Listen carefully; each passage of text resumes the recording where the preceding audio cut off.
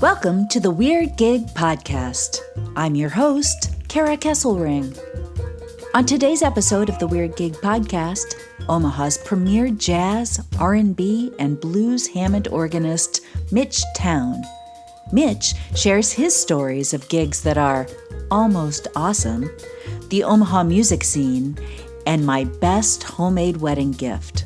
But first, settle in and enjoy as Mitch recaps his weirdest gig story called The Blues Masters.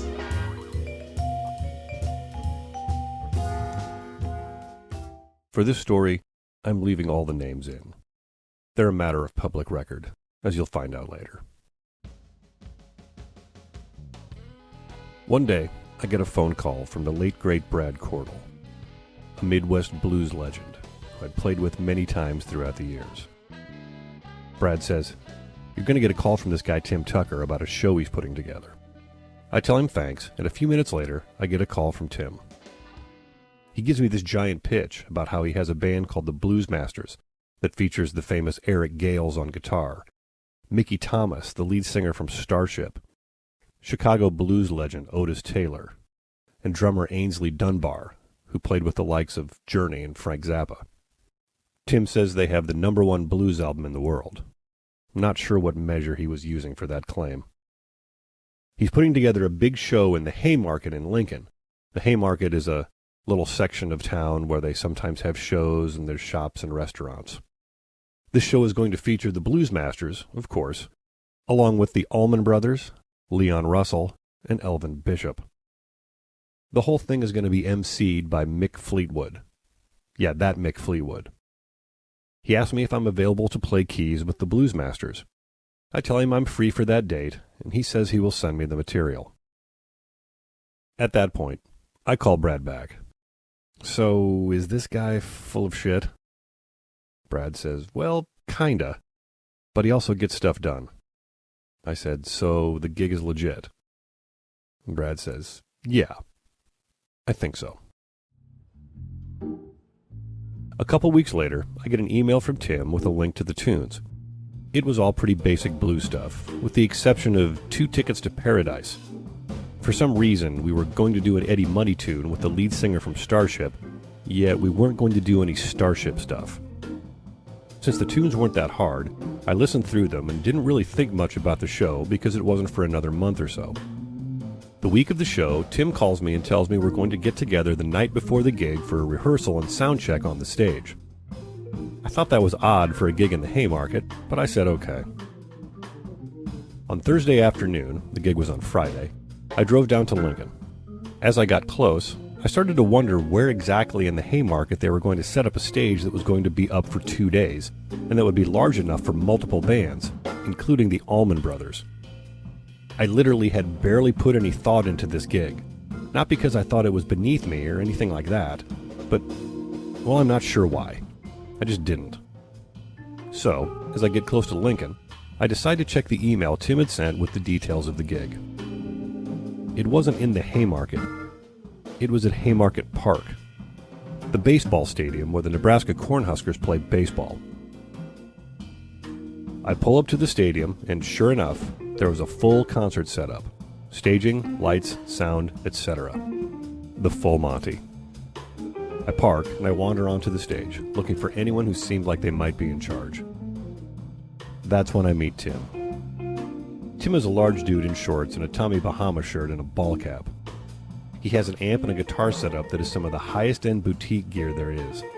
I'm not a guitarist, so I don't recall the names, but it was good stuff. I soon pieced together what the long and the short of the Blues Masters was. Tim somehow made his money in various real estate ventures, more on this later, and was seemingly pretty wealthy. You know the old trope about middle-aged rich dudes who buy the top-of-the-line Stratocaster and amp from Guitar Center and proceed to haunt the local blues jams? This guy was the next level up from that. He bought and paid for an all-star blues band and put himself in it. Now, let's recall my conversation with Brad. Is this guy full of shit? Yes. Does he get things done? Apparently, because I'm looking around and there's a fully backline concert set up all around me and a bunch of gear that has Allman Brothers stenciled on it. Between my initial conversation with Tim and the sound check, the band lineup had shifted slightly. Ainsley Dunbar was no longer on the drums, a letdown to be sure. The drummer was now Otis Taylor's normal drummer, who was an excellent player. The bassist was Otis's daughter Cassie, a fine singer and bass player and a solo artist in her own right. Eric Gales was a featured guest, literally one of the best guitarists on the planet, as was Otis Taylor, who was an intimidating figure. Mickey Thomas was the featured lead singer. Tim was the main guitarist. To say that Tim was an average player is an example of me at my most generous. He had no business being on the stage with guys like Eric, Otis, and Mickey. But it was his money. Oh, and there was also a harmonica player who never stopped playing. Not once. Not once. So, here we are on this gigantic concert stage for what was essentially a pickup gig. Tim had no ability to direct traffic, so solo sections were randomly called and endings were always potential train wrecks. Fortunately, with the exception of Tim, most everyone else was professional and experienced enough to pull it off. Rehearsal ended up going okay, if shaky. The next day I went to the stadium at call time. Everything was still pretty legit. Excellent craft services. The dressing rooms, which were the baseball locker rooms, were fully stocked with food and drinks. The whole thing seemed pretty well put together. Quick side note, even though he was billed as the MC, Mick Fleetwood had bailed on the gig. They said he was sick. Who knows? But no Mick. Naturally, I want to check out the other groups. Elvin Bishop's band was first, and they were smoking. Elvin played his ass off, and Mickey Thomas joined him for, of course, Fooled Around and Fell in Love. In the original key. Mickey can still sing his ass off and knocked it out of the park. Leon Russell was next, and they were also incredible. It was during his set that I realized the gravity of my situation. The band I was playing in was going to follow these two seasoned acts and open for the Allman Brothers. And this band was, as I said before, a pickup band that was going to jam through some tunes we'd only hacked through once. So this gig was simultaneously something really fun and awesome, and something laughably ridiculous at the same time. Which kind of sums up my career. Our set time came and we went out to play. The crowd didn't totally seem to be sure of what to make of us until Mickey came out. Did I mention he can still sing his ass off? Quick side note. I grew up watching David Letterman. Of course, I loved Paul Schaefer in the band. One thing I really absorbed from watching that show was how Paul was always the quarterback. Everyone watched him for cues and hits. I learned that a band always needs a quarterback. If things start to go off the rails, or if someone gets lost, the quarterback needs to get everything back on track. Tim definitely did not know how to play quarterback. Tunes would start to ramble, and you could see the musicians looking around for some guidance. So, I started to take the helm as best as I could from my position on stage, cueing hits and endings. Musically, we got through. Eric Gales destroyed, and Mickey belted it all out with ease. At one point, I looked up and I was on the Jumbotron. So that was a first. The Allman Brothers closed the show and were, of course, amazing. After the show, I was shaking my head at what a crazy gig the whole thing was and was thinking, well, that's not something I want to do again. Then they told me to go to the back of the locker room to get paid. Believe it or not, and I can't believe it, I had never even asked what I was going to get paid. I'm a professional musician, and that should always be one of the first things I ask. But the whole thing, from the very first phone call, was such a strange event, I knew I had to do it just to see where it ended up. I go in the back, Tim thanks me for the gig, and hands me a check for more money than I had ever made for a one-off gig. I looked at the check, turned to Tim and said, "Call me anytime you need me." Epilogue. Not surprisingly, the money for the whole show ended up being kind of funny.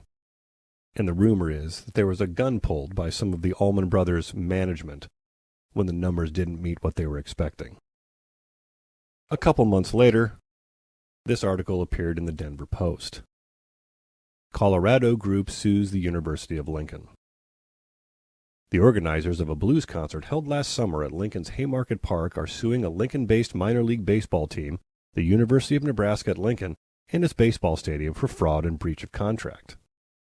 Essentially, Tim sued them before they could sue him. And then, a year or two later, this article appeared in the Denver Business Journal. Colorado man pleads guilty in a scheme to steal $1.8 million from investors. Tim Tucker pleaded guilty to wire fraud and money laundering. According to the indictment and plea agreement, Tucker devised a scheme to defraud clients who were seeking multi-million-dollar loans for investment projects through the issuance of corporate bonds. He told clients he had significant experience in securing funding for big loans, the indictment alleges. In order to sound convincing, he told them he had personal wealth, but he had no experience and no wealth. At least he didn't try to book the Blues Masters for the corporate party.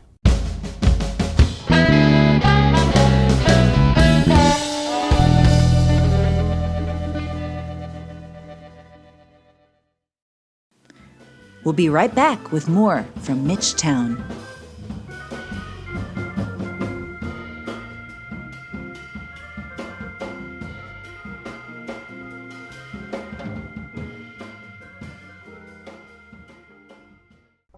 You and I met back at the University of Iowa years ago. And I knew you because your now husband had shown interest in you, and he and I were good friends, and I thought you were really great, and that's how we met, and we've known each other ever since. You made a beautiful wedding gift for us that I will never ever forget. It was I so do still sweet. tell people, it's like, I gave someone the best wedding gift ever, and they're like, really, what was that? And I tell them that, and do you want me to tell this for the listeners? This is okay. This will date us because this is back when we would write letters. I know, we're so old. I know. And over the summer, one year in college, or maybe I might have been out of college. Pat was younger than me, so Pat was still in college, but he was interested in you. And Pat and I would exchange letters. And he wrote me a letter, and it was full of the typical goofball stuff that guys talk about, and movie quotes and ridiculous references to things. And then all of a sudden, in the middle of this totally goofball letter, there's a paragraph about this girl that Pat had met and was very interested in, and you had gone on your first date. And he ended it basically with something to the effect of, yeah, I don't know where it's going to go, but it's pretty cool.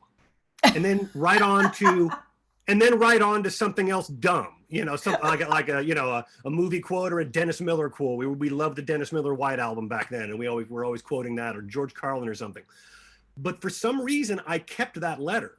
Mm-hmm. And what year did you get married? 98? 98, that's right. 98. So that means I kept that letter for 5 or 6 years. And when you guys got married, I had my mom, she took the invitation for your wedding and framed it. But she framed it in a double pane, like a double-sided frame. And on one side was your nicely framed wedding invite, but if you turn it over, there's the letter with Pat talking about your first date. Being kind of cool.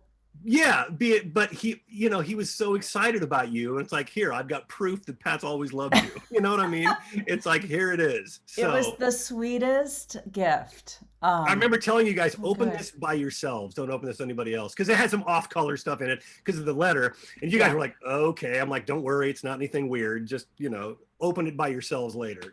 Away from family when you're doing the present opening. And so anyway, yeah, I pat myself on the back for that one.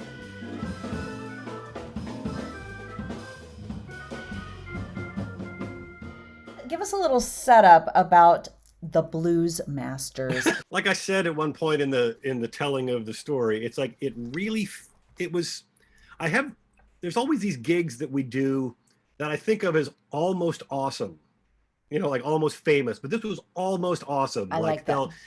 You'll get a gig with a famous musician who you listen to your entire life growing up, and you get to the gig and they're nodding off on stage because they're a heroin addict. You're like, oh God, this is almost awesome, Or you get a gig with a guy who's super famous, a super famous drummer, but for some reason on this gig, he wants to play guitar.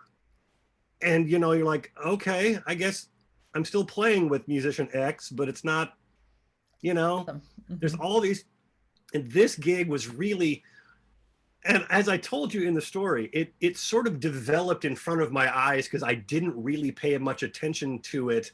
I get called for gigs all the time. You know, it's like, hey, it's a blues gig. Oh, it's on it's a festival. It's whatever. Okay, you know, I didn't really give it much thought. And as I got closer to the thing, it ended up just sort of like developing into this almost awesome situation that here I am doing this with some pretty famous people, and I'm on this amazing stage. And at the same time, this is literally a blues jam gig in front of thousands of people. It was huge. And it was huge. Mick Fleetwood and famous people. Yeah, the Allman Brothers. Yeah. You know, I mean that, and yet I'm going, and we're about to go up on stage, and I don't know if this is going to fall apart in front of thousands of people. It really had that potential. And the fact that it was driven by a guy who was essentially a Ponzi scheme, a Ponzi scheme broker, who put himself in the band. I think I probably got one of the more unique stories that you're going to get. Oh, it was so good. Do you watch Ozark? Yeah. Isn't there an episode where it was REO Speedwagon? REO Speedwagon, right. REO right. Speedwagon actually was in the episode, yeah. Right. So, yeah, it was just one of the more memorable, like when you said weird gig, I was like, I got it. I got one. Yeah, I had a lot of fun recording it too.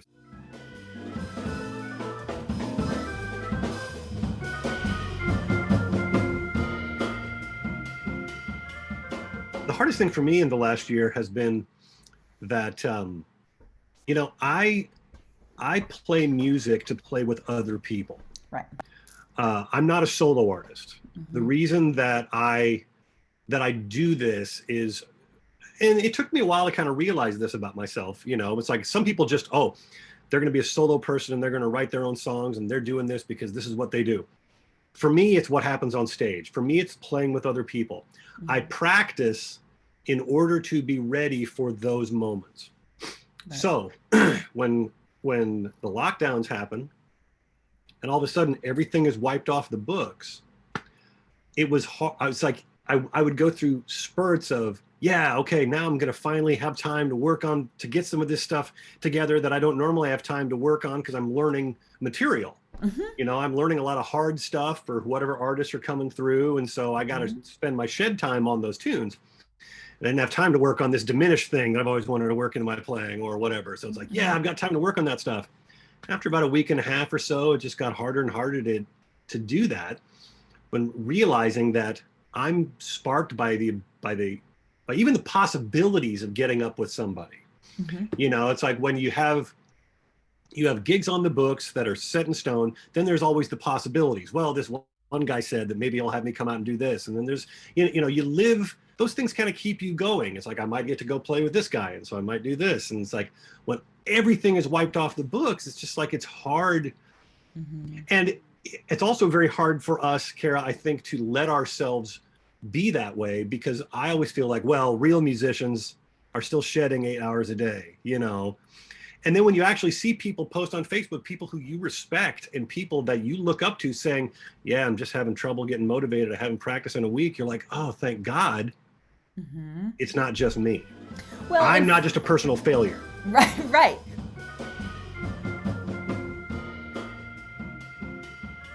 What is your recurring music anxiety dream? That's really funny. This is related to music. And I know it is because I've talked to my therapist about it, and I don't have it anymore, thanks to my therapist. Now it seems like it's not music related, but it is. I have a constant dream that I'm in my car, and the car's going backwards, and I can't stop the car. It's like I can't see what's behind me. The brakes don't work. I had that recurring dream for years. And I know it's related to music because one of the reasons that I saw a therapist was for music-related anxiety things. Because I think as musicians, we are just, unless you're one of those super egotistical musician types, and you know the type, we are more self-critical than anyone would ever be critical of us, right? And that whole going backwards in the car dream was me feeling like I had no control over over what I was doing. And once she and I worked through a lot of the music stuff and where some of that anxiety came from, I haven't had that dream in over a year. So I know it's not like it's not a dream like, oh, I show up to the gig with no chords or, you know, whatever. But it's definitely related to music, was the car going backward and I couldn't stop it. Because when you're on a gig and if something starts going south and you feel like you can't stop it, that's an awful feeling.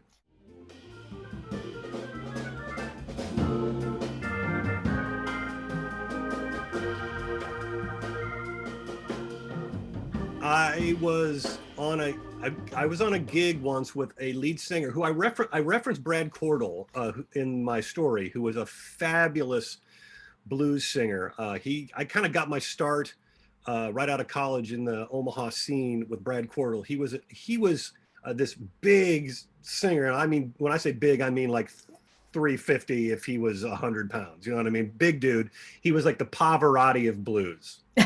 He was a one-trick pony. He had this super powerful voice. He couldn't do anything else but belt that out, but it was a good trick. I mean, he was fantastic. Like I said, Brad was pretty big, and one night we were on a stage that was hollow, and Brad went right down into he counted off a song and went right down into it, and yeah. And he sat there singing. He still kept singing in the stage, like the stage was up to here, and he kept singing, and it was probably a pretty unforgettable moment. And everyone on the bandstand was so professional that they continued to play. Oh no, yeah. You know, we were rolling with it, that's for sure. It was definitely one of the greatest moments that any of us had been a part of.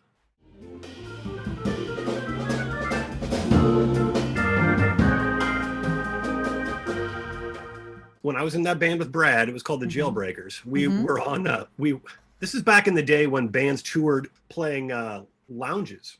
So I'm dating myself big time here, but this is back when like hotels would have a band for like 5 nights. You know, you'd go play the whatever, I can't even think of, you know, the Holiday Inn in you were Murph and the Magic Tones. Right, kind of, yeah. It was an R&B band. It was like a 9-piece horn R&B band. We toured all over the Western United States.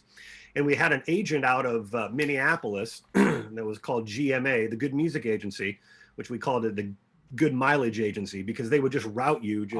At one time, we had a day and a half to drive from Laughlin, Nevada, which is at the very lower tip of Nevada, all the way to Vancouver. We drove straight through for like a day and a half, I think, or 2 days. It was just, that was the next gig, and we had to get there. Were you in a Sprinter van, or we had a van and an equipment truck. So there was. So you weren't on a tour bus where you were sleeping? Oh God, no! Oh no! This was a Chevy van, 15-passenger Chevy van that was. I think I blocked a lot of that out. You know, that stuff I would never do now. But back when you're 22, right? I'm on the road. It's awesome. You get to go to Vegas, yeah. You know. So we drove that all in one fell swoop. Wow. Road warrior. It was. Have you done other touring since then? The touring I've done has been more limited. Like I'll fly, like someone will fly me somewhere and I'll go do that kind of stuff. I haven't done any going in the back of a van tour or anything like that for a while.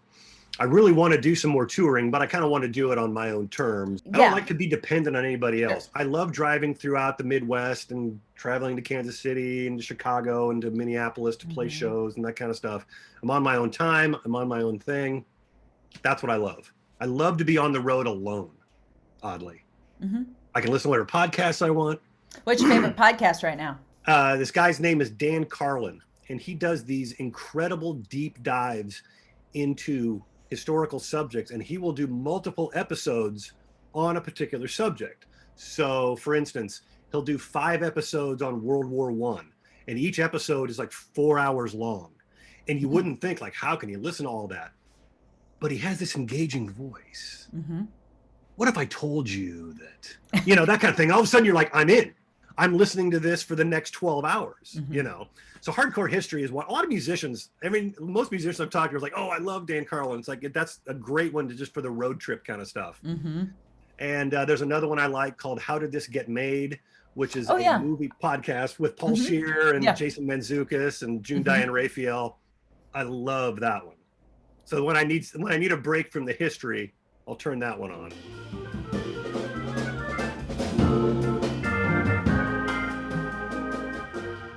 One of the most embarrassing things ever was my audition at the University of Iowa my freshman year.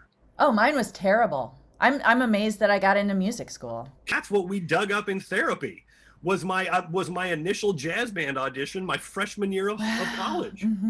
Because I was a big fish in a small pond from where I was from. I was a good young musician, in high school and whatever, but I didn't know anything. I thought I did. But this is back when if nobody told you who Charlie Parker was, you didn't know who Charlie Parker was. Right. You had to have older people tell you. Right. So I get to college to audition for JCL, and they threw charts in front of me.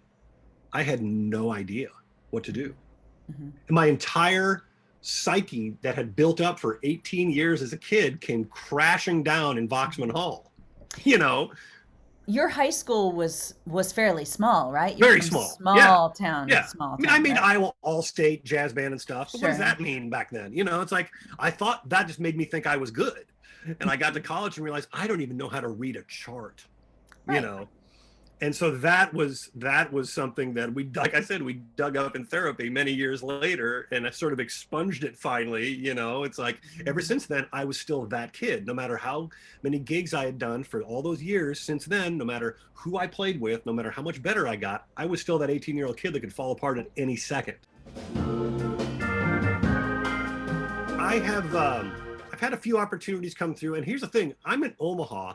And Omaha has not quite been as locked down as other cities. So like I know in Chicago, you guys are pretty strict lockdown. I mean, the coasts, obviously. But Omaha sort of opened up limitedly in July-ish. So I've had a few shows, actually, and had maybe a couple gigs a month. There's a really great jazz club here in town called The Jewel. And I was playing there quite a bit before pandemic. And so that's, that was one of the sad things about everything, is that all of a sudden shut all that down. But that place is still open. And so I've been doing some shows. The subject of your podcast is so fantastic because stories like this are the currency that we all traffic in when we're hanging out together. Like, oh, I cannot wait to tell you about how screwed up this gig was. Right. Because musicians, I think I've found over time really operate in gallows humor.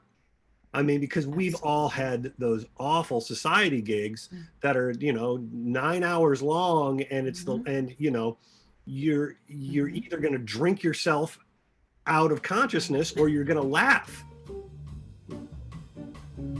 Thanks to Mitch Towne for sharing his stories, his music, and being our dear friend over many decades. Please be advised that this broadcast is intended to include a fair report or summary of commentary by one or more independent content providers. Any opinion expressed during this broadcast does not necessarily reflect the views of anyone else involved in conducting or presenting these interviews. If you like our little show, like us on Facebook, subscribe on YouTube, tell your friends. Our Weird Gig podcast theme song is by yours truly, and Pat Williams and Vance Okashevsky joining in. There are more fun episodes to come, so remember, come for the stories, stay for the weird. Enjoy music from Mitch Towne.